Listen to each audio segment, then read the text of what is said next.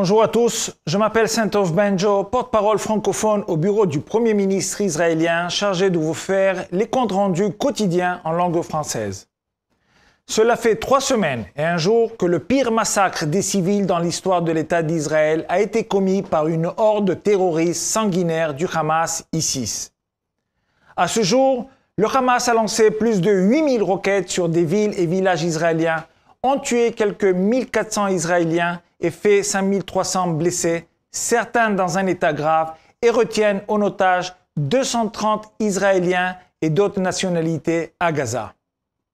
Hier soir, lors d'une conférence de presse avec son ministre de la Défense et le leader du parti d'opposition Benny Gantz, ministre au cabinet de guerre, Netanyahou a réitéré les objectifs de la réponse israélienne.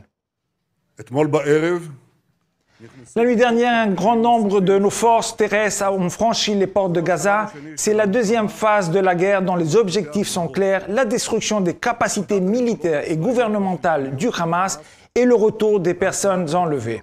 Ces derniers jours, j'ai rencontré nos combattants dans les bases, dans les zones militaires, au nord et au sud du pays. Nous allons gagner de toutes nos forces. Êtes-vous prêts? Oui, toute la nation d'Israël est derrière vous. Ce sont des soldats merveilleux, ce sont des vrais héros. Juifs et non-juifs, laïcs et religieux, de gauche et de droite, tous unis, tout le monde est imprégné d'un esprit combatif dont je n'ai jamais vu une telle ampleur. Ils sont obligés d'exterminer ce mal du monde pour notre propre survie et j'ajoute pour le bien de l'humanité.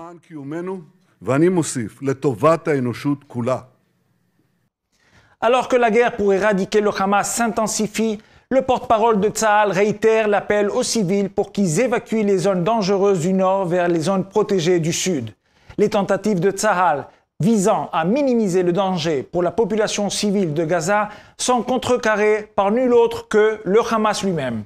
De nombreux rapports font état de barrages routiers du Hamas et même d'assassinats de civils en fuite dans le but de maintenir les boucliers humains civils dont ils ont besoin dans la ville de Gaza.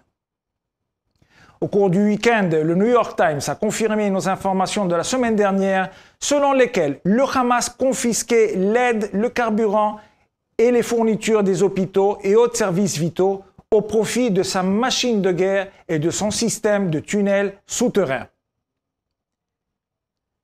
Hier, le porte-parole de Tsahal a déclassifié plusieurs documents importants pour permettre mieux comprendre à quel point les civils de Gaza sont exploités par le Hamas. Cet entretien avec un terroriste du Hamas capturé explique l'utilisation stratégique des hôpitaux comme centre militaire de commandement et de contrôle.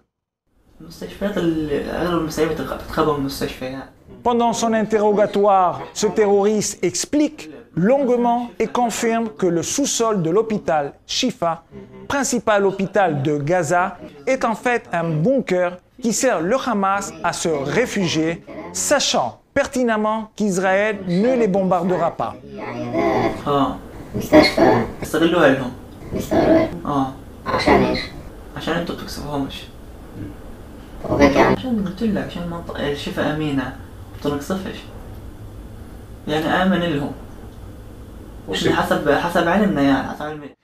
L'hôpital Shifa ci-dessous est situé au nord de la bande de Gaza, au centre-ville de Gaza.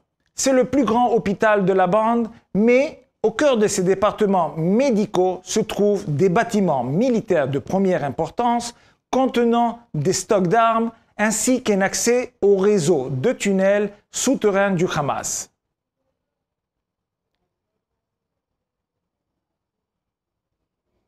Cette visualisation 3D déclassifiée créée par Tsahal à partir d'années de recherche en matière de renseignement montre le vaste réseau de tunnels partant des principaux bâtiments hospitaliers vers la ville terroriste souterraine aux mailles complexes.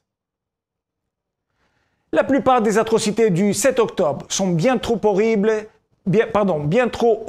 pour être publiées. Les images de torture et de mutilation d'enfants et de familles sans défense dépassent ce qu'un être humain devrait être capable de supporter. Pourtant, il est important de conserver les détails de ce massacre sanguinaire du Hamas. Le porte-parole de Tsahal a partagé des images et des vidéos avec un groupe de journalistes de guerre qui se sont portés volontaires pour documenter ces horreurs. J'ai vu un terroriste lancer une grenade à main dans un refuge où s'était caché un père avec ses 2 enfants. Le père est mort sur le coup. Les 2 enfants, éclaboussés de sang, sortirent en criant désespérément au secours. Un d'eux, d'approximativement 7 ans, criait « Je ne vois rien ». Tout de suite après, le terroriste rentra chez eux, ouvrit le réfrigérateur, se servit de l'eau et en proposa cruellement aux enfants comme si de rien n'était. C'était une des scènes que j'ai vues.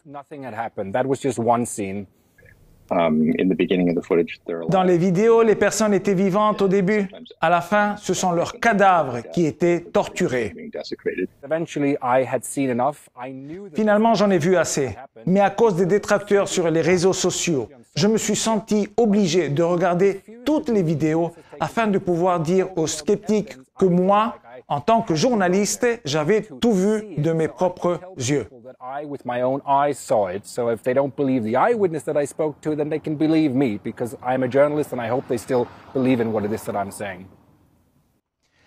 Les journalistes sont invités à nous contacter pour un briefing sur ces documents et pour obtenir les coordonnées de ceux qui les ont vus directement. Dire la vérité est un défi de tous les temps, mais jamais autant en temps que guerre. Au cours du week-end, les publications du New York Times ont finalement confirmé notre récit détaillé de l'attaque manquée du djihad islamique qui a frappé l'hôpital d'Al-Ali il y a 12 jours. La semaine dernière, le New York Times et de nombreux autres médias ont publié des corrections explicites et implicites des fausses histoires qu'ils avaient publiées faussement pour s'être apressurés. Le porte-parole de Tzahal a préparé une vidéo très explicite sur cet incident en mettant l'accent sur le rôle de la presse. Nous vous conseillons vivement de la regarder car au fil des années du conflit israélo-arabe, cet incident s'est répété à de nombreuses reprises.